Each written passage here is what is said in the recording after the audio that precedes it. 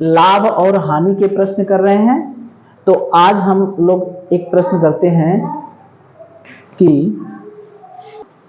तो देखिए एक प्रश्न है कि एक दुकानदार ने 40 साड़ियां 2240 रुपए में बेची। यहां पर साड़ियां बेच रहा है। कौन बेच रहा है? दुकानदार। कितनी साड़ियां बेच रहा है?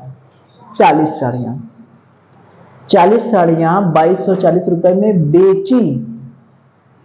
इस प्रकार से उसे 12% का लाभ हुआ। यानी 40 साड़ियों को बेचा तो उन 40 साड़ियों पर उसे लाभ कितना हुआ? 12% का, 12% का लाभ हुआ। तो साड़ियों का क्रय मूल्य बताइए। क्रय मूल्य जो पूछ रहा है, एक साड़ी का तो पूछ नहीं रहा है, सभी साड़ियां कितने में खरीदा। तो हमको ये जो दिया है 2240, ये बेचने वाला मूल्य दिया है या खरीदने वाला? कौन सा मूल्य है?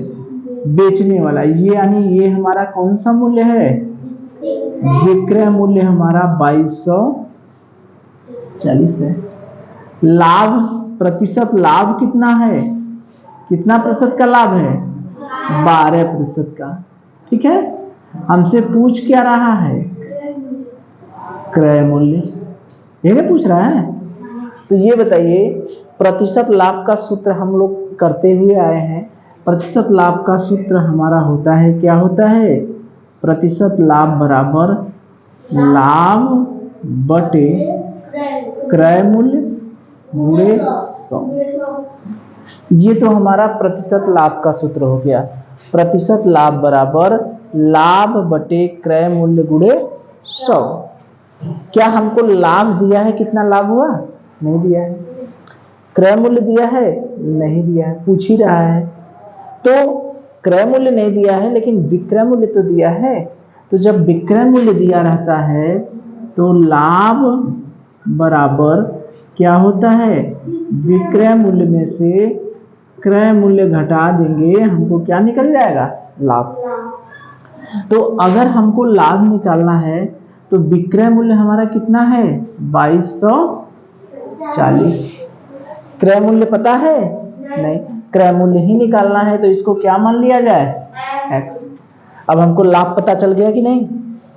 हमारा लाभ पता चल गया 2240 माइनस x। क्रय मूल्य कितना है? x। यही ना है? क्रय मूल्य को हम क्या मान ले? x। अब हम सूत्र रख सकते हैं कि नहीं? प्रतिशत लाभ की जगह क्या रखेंगे? 12। लाभ की जगह क्या रखेंगे? 2240 माइनस x। और क्रय मूल्य की जगह क्या रखेंगे? x गुणे 100। अब देखिए ये जो सवाल है ये हमारा क्या है? पक्षांतर करने का। इस तरह के सवाल एक चर राशि का रैखिक समीकरण जिसको तिर्यक गुणा करके करते हैं। ए एक्स कहाँ है? नीचे। तो इसको किधर ले जाएंगे? ऊपर। बराबर के इस साइड में जाएगा तो क्या हो जाएगा? ऊपर। भागा में है, इधर आएगा तो क्या हो जाएगा? गुणा में। अब देखिए ब्रैकेट के बाहर अगर कोई चीज लिखी है और ब्रैकेट के अंदर कोई चीज लिखी है तो इसका मतलब बाहर वाली चीज का इसमें भी गुणा होगा और इसमें भी गुणा होगा। तो 2240 का गुणा 100 में भी होगा। ऋण 100 में x का गुणा करेंगे तो क्या हो जाएगा?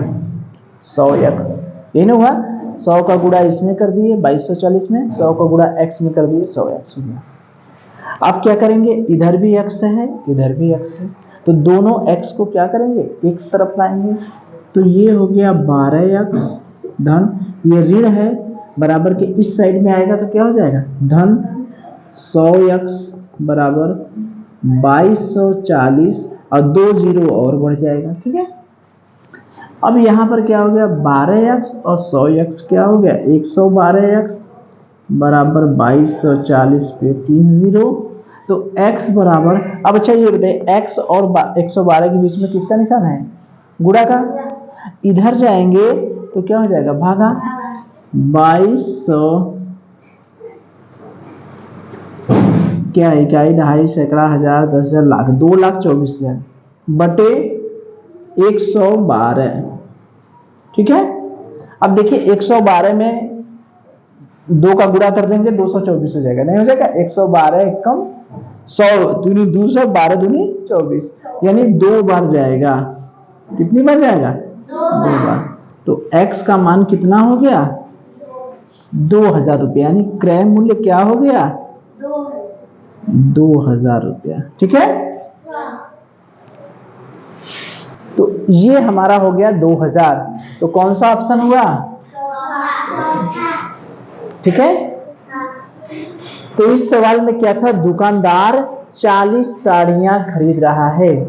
कितनी साड़ियां? 40 साड़ियां खरीद नहीं रहा है, बेच रहा है। तो 40 साड़ियों को बेच रहा है 2240 रुपए में। इस प्रकार से उसे कितने परसेंट का लाभ हुआ? 12% का। यानी 40 साड़ियों को बेचा 2240 में, यानी विक्रय मूल्य 2240, प्रतिशत लाभ कितना हुआ? 12%।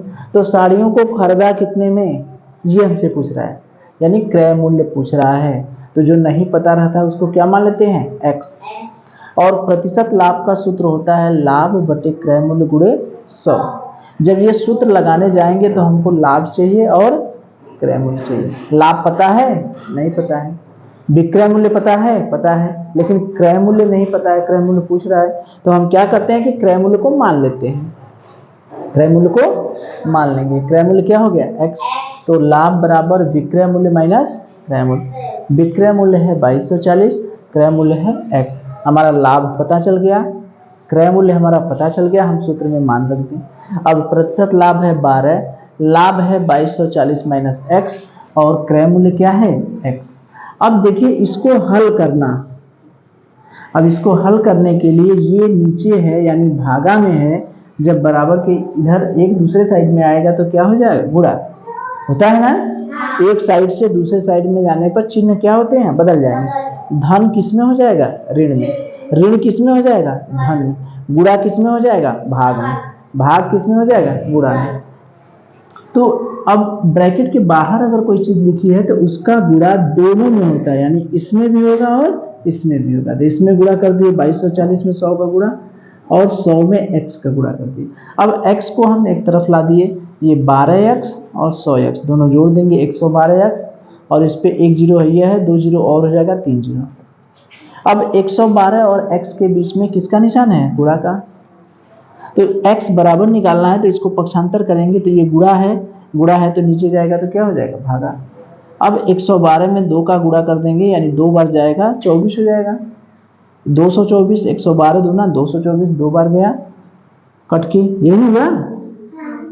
और यहाँ 3 जीरो बढ़ा दिए तो हमारा क्रय मूल्य कितना आ गया? 2000। यानी 40 साड़ियों को, 40 साड़ियों का क्रय मूल्य बराबर कितना हो गया? 2000 रुपया। ठीक है, इसी में प्रश्न एक लाइन कह देता एक साड़ी का क्रय मूल्य। कितने साड़ी का? एक साड़ी का कह देता एक साड़ी का क्रय मूल्य बताइए। एक साड़ी का क्रय मूल्य बताइए, और इसी में 5वां ऑप्शन हो जाता मान लीजिए, या यही ऑप्शन हो जाता, चौथा ही हमारा हो जाता 500 मान लीजिए। एक साड़ी का क्रय मूल्य कितना होगा?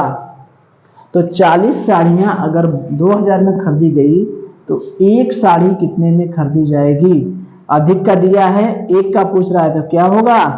भागा। ऐकिक नियम से यही होता है।